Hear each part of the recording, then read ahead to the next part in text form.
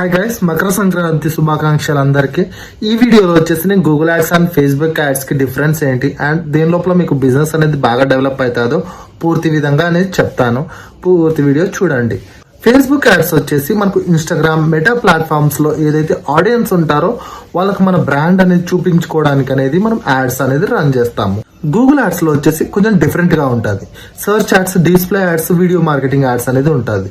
Leads కోసం అయితే search add అనేది చాలా అవసరం పడుతుంటుంది.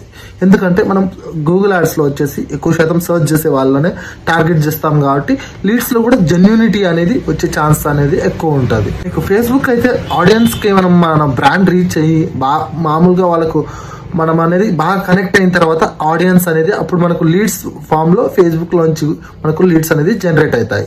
మీరు ఒకవేళ ఫేస్బుక్ నుంచే మొత్తం లీడ్స్ అనేది జనరేట్ చేసుకోవాలనుకుంటే ఫస్ట్ మీరు అనేది కంటెంట్ క్రియేట్ చేసుకోవాలి. కంటెంట్ క్రియేషన్ ఎలా చేయాలో నెక్స్ట్ వీడియోలో అనేది వివరిస్తాను. Thank you.